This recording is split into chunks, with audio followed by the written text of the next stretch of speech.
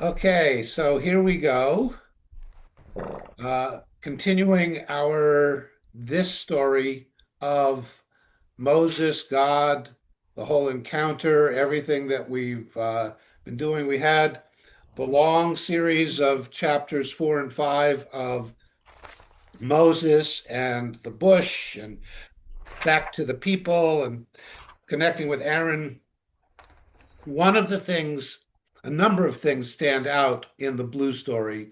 One of the things I think most prominently is we get a lot more of Aaron Hmm. in one than in the other. A lot of, and you'll see that playing throughout. Aaron is here in the blue story, but not the same kind of predominant role, even to the extent that we saw in the red story. It was very much Aaron's story, Aaron's staff, Aaron's staff, Aaron's staff. Moses telling Aaron what to do, but Aaron doing it. And here it was Moses' staff, Moses' staff, Moses' staff. And we'll see that playing out as we continue through the story. But we had the red story ended a couple of weeks ago with the failed encounter with Pharaoh. And then the blue story started in chapter 6 all over again, uh, as if it's now the re-encounter with God. But again, when we read the blue story straight through and skip the red, we find that this is a continuation of the first encounter with God sending Moses off to the task. So depending on whether you read it straight through or whether you read it in the two separate versions, we'll see how this plays out. Remember also in the text material that's posted, there is a divided text showing the red story on one side all the way through, and then the blue story with blank spaces when there's no parallel. And so you can actually read one column straight through on that text and then read the other column. And for the most part, again, if you read one story, you don't feel like, if you didn't know the other story, you don't feel like you're missing anything. The stories are pretty continuous, except we're going to hit something here that makes it a little bit stranger, and that's what we're coming to in the middle of the text. So, jumping in, verse 9, Vaydaber Moshe Cain el bnei Yisrael v'lo shama'u el Moshe mikotzer ruach me'avodah kasha. Now, if you recall, when Moses took the task from God and went and called on the elders of Israel and Aaron, and they all spoke, they all went, Yippee! And now, if we read this again as a first encounter time, Moses has been sent off to do this job to liberate the people from Pharaoh's burdens. And Vaidaber Moshe, Moses now goes back to God or counters God's command.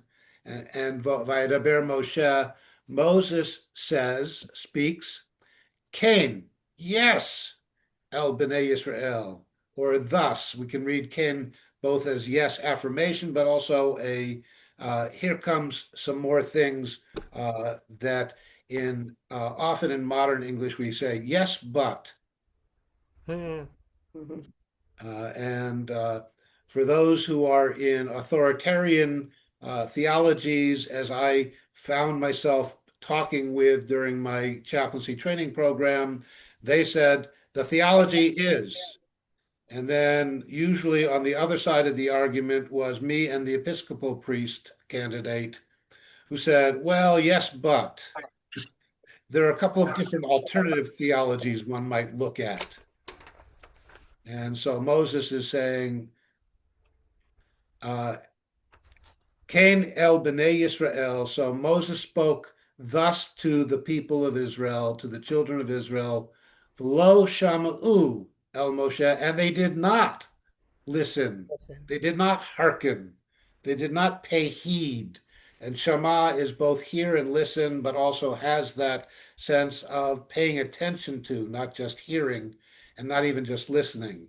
So Shema Yisrael is not just a listen up, Israel, but it's pay attention to this, mark it, pay heed. So Moses speaks to the people as God has commanded, and they did not listen. They did not pay attention. And we find out why they didn't heed him, why they didn't pay attention, why they could not absorb what he was trying to say to them. Mikotzer ruach ume'avodah kasha. Kotzer is a narrowing, a diminishing, a it's a stranglehold in a sense. So their ruach, their spirit has been beaten down. Their spirit has been strangled. They have a kotzer ruach. They have a very lessened, diminished spirit. And may avodah kasha, avodah, again, service, work, all the same word in Hebrew. Kasha is difficult. And the four questions on Passover that we did are actually the four difficulties, the arba kushiot. They're not actually questions, they're things that seem to be difficult to understand. And so, why is this night so different?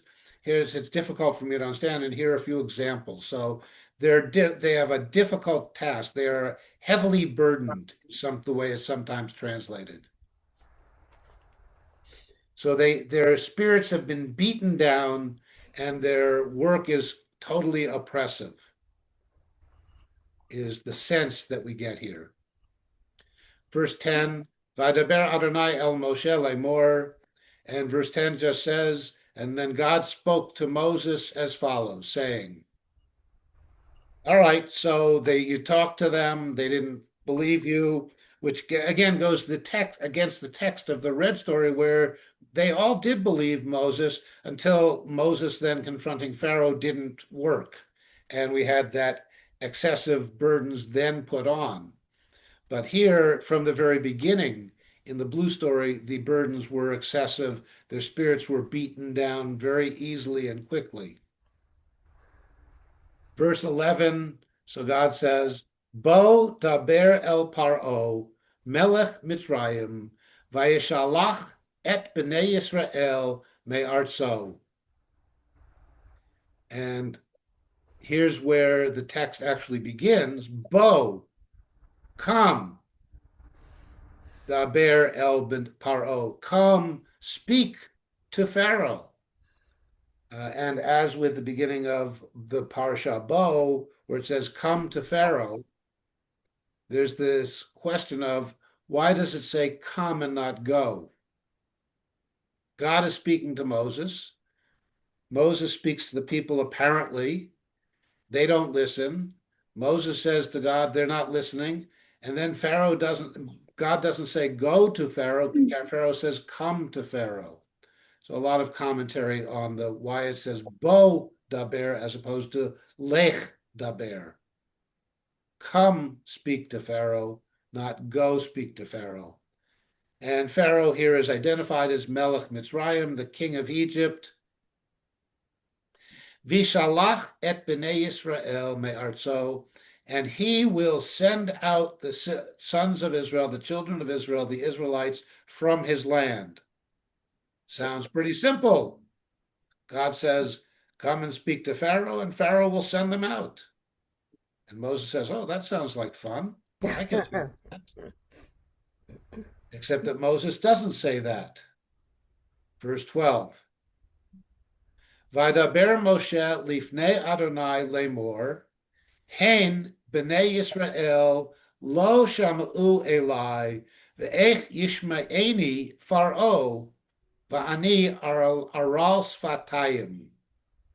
And we have here the aral sfatayim in the blue text that we never saw in the red text. We take it as a given that it's part of the Moses encounter, but it's actually a blue statement. In the red statement, Moses said, I'm heavy of tongue and lip. So, what is this speech impediment? What is it that Moses is complaining about physically? We actually have two different versions of it, both of which do indicate some kind of speech impediment and some kind of physical relationship to the speech impediment. So 12, Vaidaber Moshe lifnei Adonai, Notice again our shift in language. It's speak to up in 10. Vaydaber Adonai el Moshe. And then daber el paro, speak to, speak to. And here now it says, Vaydaber Moshe lifnei Adonai, and Moses spoke before Yud, before God, before Yud He Vav He. So now Moses is not speaking to, but speaking in front of, speaking before. Is this an indication in the text of deferential? Is this some kind of different kind of speech pattern? Commentary, welcome. Basically, whenever we have these issues with Hebrew grammar or vocabulary, the commentators love to take off. We won't go into what that is, but just pointing out that it is. And Lamor again speaking, saying, Hain, B'nai Yisrael lo shama'u Eli. Hain here is a behold, hine. Behold, the sons of Israel, the Israelites, did not listen, did not pay attention, did not heed me. Shamu Eli, did not listen to me. They didn't pay attention to me. And if I can't get my own people to pay attention to me, ve'ech yishma'eni Pharaoh, then how is it that Pharaoh will pay attention, will heed me? Ech is how. Yishma'eni Pharaoh will listen to me. Yishma, listen, pay attention. Yishma'eni, pay attention to me, all built into the word. Pharaoh is the who is doing the heeding or the not heeding, as it were. How is it if I can't get my own people to listen to me that Pharaoh will listen to me? And besides, va'ani aras fatayim, and besides, I am uncircumcised of lips. Oh, wow. A circumcision is removing the orlah, the uncircumcised portion. So orlah is the uncircumcised flesh. So I am aras fatayim, I have not been circumcised in my lips. What does that mean? Usually taken as a speech impediment, as a lisp, because it's coupled when the texts are put together with the Moses protestation that I am of heavy of tongue and heavy of lip. But here, taken by itself, it means if we wanted to physically try to imagine, it means I've got this extra flap of skin hanging over my mouth. So we don't know what he means. Then the pay here is the indicating we have a white space in the text, and we have a sentence that does not make sense in the story. Vadaber Adonai el Moshe ve'el Aharon vayitzavem el b'nei Yisrael ve'el Paro melech Mitzrayim lahotzi et b'nei Yisrael me'eretz Mitzrayim. So Moses says, the people aren't listening to me. Pharaoh won't listen to me. I have this physical deformity of some form in my lips that makes it hard for me to talk. And God's response is, okay, then just you and Aaron go talk. So what is it doing here? Why is it here? Possibly to connect back to the red story again, to make it seem as if this is the continuation of the red encounter, which is between Moses and Aaron and God. And here it's been for quite a while just Moses and God and no Aaron. So perhaps connecting it back. What does the text say? Vaydaber Adonai el Moshe ve'el Aharon. And then God spoke to Moses and to Aaron and said, Vayitzavem el b'nei Yisrael. Vayitzavem comes from the word siva, command. Vayitzavim, and you will command them.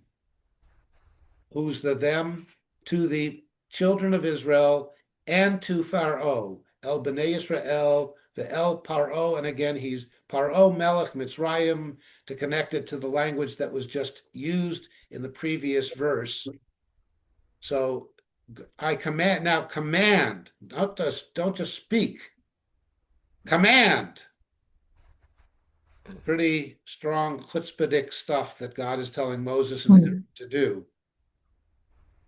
Command the children of Israel and Pharaoh, the king of Egypt, Lahotzi et bnei Israel me'eretz Mitzrayim, to bring out, to send forth, to bring forth the children of Israel from the land of Egypt,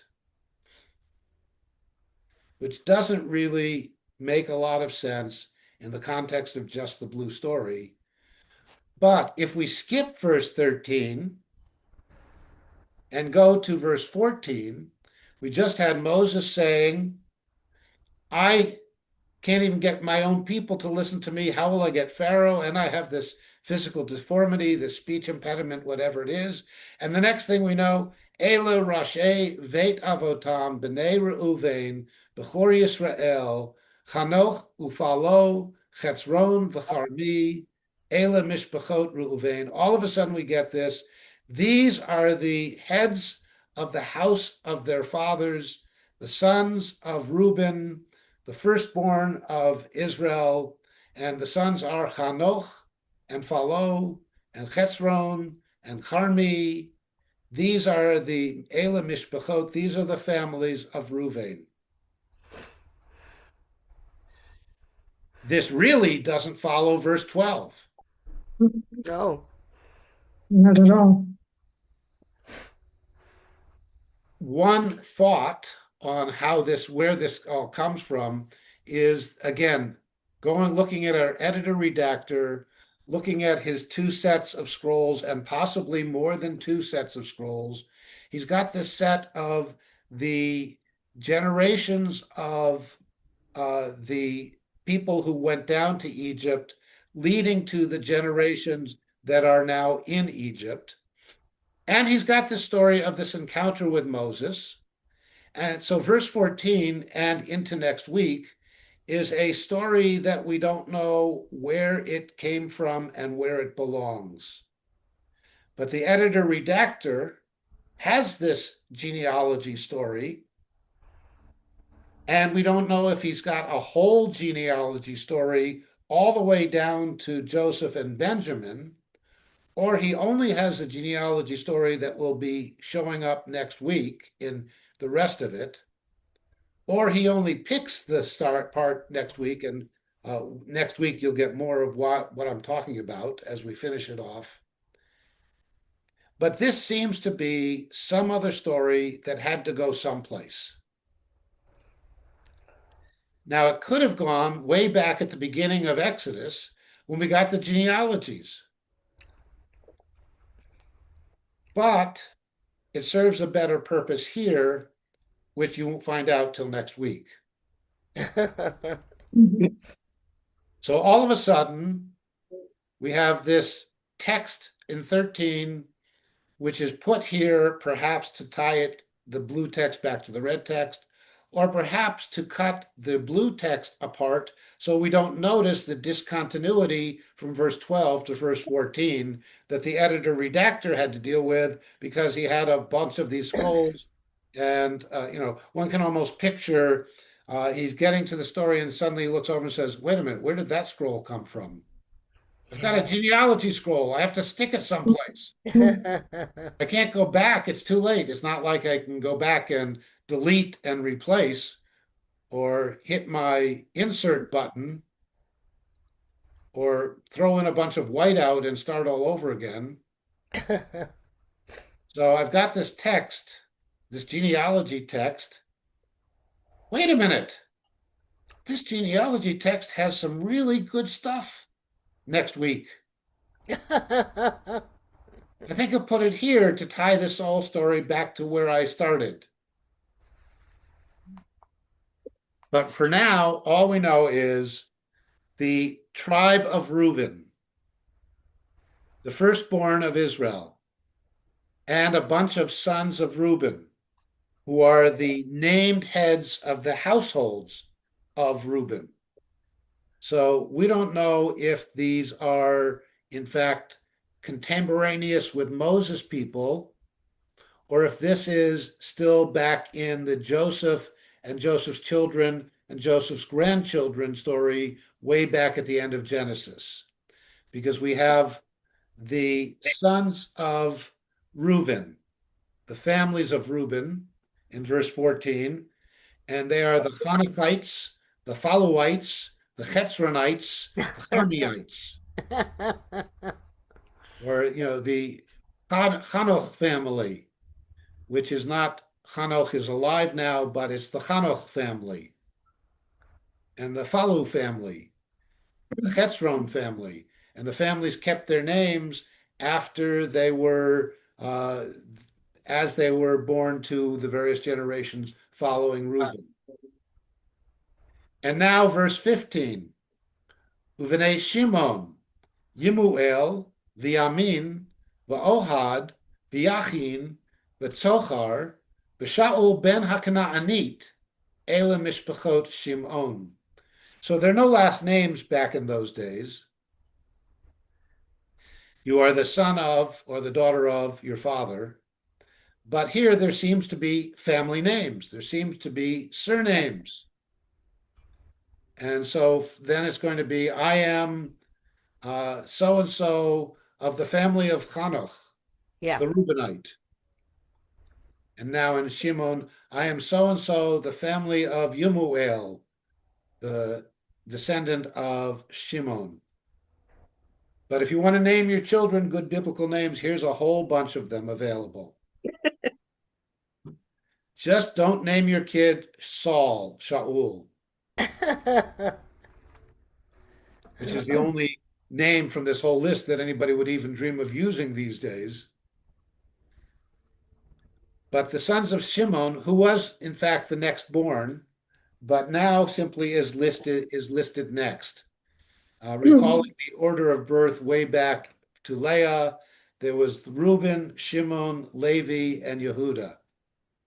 And from the Leah family, Yehuda is going to become the dominant one, Judah. Yeah. And then from Rachel, the families are Joseph and Benjamin. And the children of Joseph are Ephraim and Manasseh. And from the Rachel tribes, it's the Ephraim that becomes the dominant one, who is the younger son of the youngest son of the younger son. Would you like to say that right Could you over say, again? could you say again where Reuben comes in? Reuben is the firstborn Of whom? of Israel. These are the Bnei Yisrael of Jacob. Jacob, remember, has four sons with Leah: Reuben, Okay. Simeon, Levi, and Yehuda. hmm And then Rachel gets jealous and throws her maidservant at Jacob. So these are the ancestors of all those, the children of Israel who are laboring. Correct. These are the first generation of children of Israel, children of Jacob. So Reuben had whom? Reuben had, in verse 14, his children were Chanoch, Phallu, Chetzron, and Charmi. And that's all we know right now. We don't know if they are, what we seem to get to know here is that they are Mishpachot Reuven. They are the families of Reuven. So they are the Smith family, the Jones family, etc. The Johnson, son of John family, the Goldberg family. So Reuben has these sons, and they give their names to the families that are now the people who are the Bnei Yisrael in Egypt under Moses's attempt to free them. So these are ancestral names. The tribe is Reuben, but the ancestral names are Chanoch, Phalu, Chetzron, and Charmi. Whether those names will play out in the future as being families that get the land apportioned within the tribal area has to wait until we get to the tribal assignments. But from the standpoint of this beginning of Exodus story, Reuben has 4 families that have now become families within the Bnei Israel in Goshen under the new Pharaoh. And Reuben, we're reminded, was the firstborn of Jacob, the firstborn of Israel. The secondborn of Israel was Shimon. And so 15 is going to give us the sons of Shimon. And again, that we're going to be told that these are Mishpachot Shimon, the families of Shimon. So again, the first generation of Shimon's children, according to this particular genealogy, give us family names that are then carried forward. And the sons of Shimon, Bnei Shimon, are Yemuel and Yamin and Ohad and Yachid and Sochar and Shaul. Notice it back in 14, the sons of Reuben were Chanuch and Phalu, Chetzron and Charmi. So we have 4 names, but only 2 ands. Might that be an indication that Chanuch and Phalu are twins? And Chetzron and Carmi are twins? There's no statement that they are, but why is it not Chanuch and Phalu and Chetzron and Carmi, Yeah. but Chanuch and Phalu, Chetzron and Carmi? Again, there's no commas, there's no Oxford commas, there's no any kind of comma. So we don't know what is being indicated to us by the and lack thereof Yeah. in these names. And since we don't know, we get to write commentaries. Could it be 2 different moms? It's very like it could be the sons were Chanuch and Phalu from another mom, Yeah. and Chetzron, and then Chetzron and from another mom. Maybe there are 4 moms. Yeah, we don't know. Or is it Chanuch and Chetzron are from one mom, and Phalu and Charmi are from, and as Catherine pointed out, the answer is yes. Make a commentary. Note the lack thereof, the use and lack, and write a commentary. And then you can write any commentary you want. I wrote a commentary of twins in the family. She wrote a commentary of different mothers or maidservants, like Dad. Reuben, just like Dad. Meanwhile, with the sons of Shimon, we have Yemuel and Yamin and Ochad and Yachin and Sochar and Shaul. We have ands with everybody. Interesting. Yep. So we could even go add further. Why leave the and out for Chetzron in Reuben's family? Why not? And why have all the ands for Shimon's family? Just think anyone writing a story these days and thinking that in thousands of years, people are going to be writing about every conjunction, And punctuation every mark. comma, every comma. I have a simpler hope that much of the stuff of our day is going to be gone. Yes, well, it won't be gone. It's just the floppy disks will no longer be readable. Right, right. Aren't they already? Pretty much are.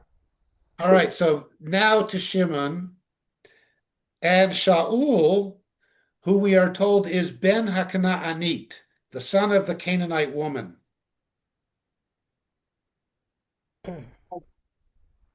When did Shimon marry a Canaanite woman? And did he bring her with him when they went down to Egypt? And what's her name? Lots of great things to comment. Is this Shaul, the son of the Canaanite woman, making him lifted up or torn down? Is he the black sheep of the family? Is he the only one with an actual connection to the land that they want to get back to? And why does he get to be, his name get to be a king in later stories?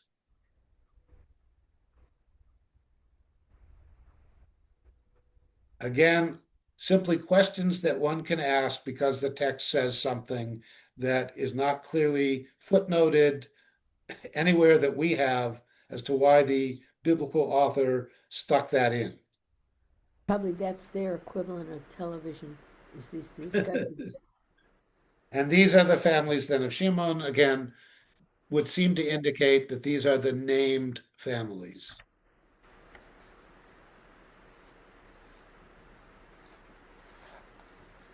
All right. Any comments, questions on this whole stuff before we take a look at what we're doing next week? Too much to process. Well, it's an interesting genealogy. Yes, and now next week, let's take a look at that genealogy. Oh my gosh, there are a lot of names coming up. Yes. Yes. Oops. Okay, here we go. Next week is this section. And notice 16 to 25 is just one solid blue text. And it's going to be one family, one son of Jacob. We had one sentence, one verse for Reuben. We had one verse for Shimon. And now we're going to start with Elah Shemot B'nai Levi, the third born. Look at the name. These are the Levites. And we're going to get this whole page of the children of Levi and the children of the children of Levi and the named families. And it's going to end with Elah Rashi Avot Haleviim Mishpachotam. Again, back to the fathers of the Levites, the ancestors of the Levites, according to their families. These are going to be family names. So if you didn't feel you had enough names from Reuben and Simeon, here's a whole list of naming of children. Yay. So this is the text you'll be reading for next week, and we'll look at it a little more closely because these names are here for plenty of reasons, and we'll find out some of those reasons next week, including plenty of reasons we can make up because there's anomalies in the text, as we saw even in the last two verses of Reuben and Simeon. Yeah. Here's your reading practice. Ve'ela Shemot B'nai Levi, L'toldotam, Gershom, Ukahat, Umerari, Ushnei Chaye Levi, Sheva Ushloshim Ume'at Shana. And notice we're going to start getting ages again, Yeah. which we didn't get in Reuben and Simeon. Okay, verse 17. B'nai Gershom, Livni, V'shim'i, L'mishpachotam. 18. Uvenei Kahat, Amram, V'yitzhar, V'chevron, V'uziel, Ushnei Chaye Kahat, Shalosh Ushloshim Ma'at Shana. 19. And remember that the blue story way back in Genesis loved numbers, loved ages. So we're back where we started. 19. Uvene Merari, Machli, Umushi, Ela Mishpachot Halevi Letoldotam.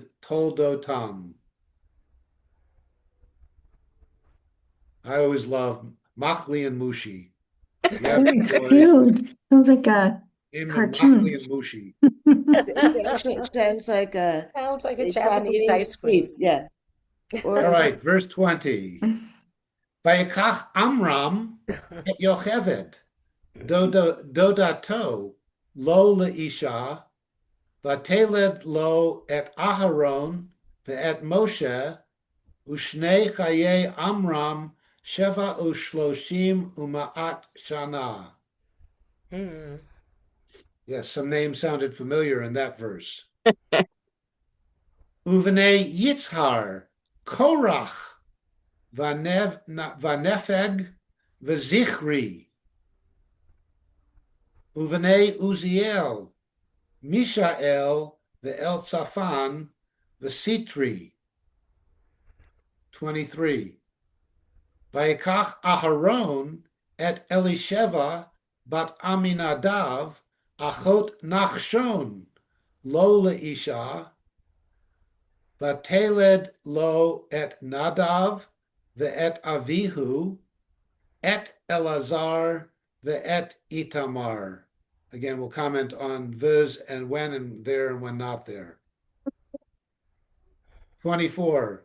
Uvnei Korach, Asir, ve'Elkanah, ve'Avim Asaph, Ela Mishpachot HaKorchi. And by the way, it's Korchi because his name is Korach. So that's one of the ways we know that this is not Karchi, but Korchi, because his name is Korach. 25. Ve'elazar ben Aharon lakach lo mi benot Putiel lo leisha, vateled lo et Pinchas, Ela Rashi Avot Haleviim Lemishpachotam. Wow. We're going to have a big chart. Yes, a big family chart, a big family tree. By the way, the story's not quite over. The next text also will be the wrap up. So, in case you thought Levi got more than Shimon and Reuben, Levi got even more than you think just from the way I had to divide it up. Wow. Yep. So, the story again in the blue story, this probably comes before we are introduced to Moses in the blue story, Yeah. or was a separate genealogy scroll that they told the story of Moses in the blue story, and they told the story of the killing of the children and all the rest of the stuff. And then they had a separate genealogy tree. Levites had their own genealogy tree, a whole separate scroll. And of course, they didn't do it with branches and pictures, they did it in words. And the editor redactor has to figure out where to put the genealogy tree. And he says, you know what? I think a good place to put it is right here in the Moses story when Moses and God are getting ready to free the people. Let's give some cred to Moses and Aaron, but much more Moses. It's like we're going back in time because now he's being born, but Yeah. he's already accomplished so many things. Yeah, he's 80 years old, and now we're getting his genealogy tree from his great great grandfather, Levi, and the mutual great great grandfather of Aaron and Levi, Aaron and Moses. And notice we do get a whole bunch of little, you'll see it next week.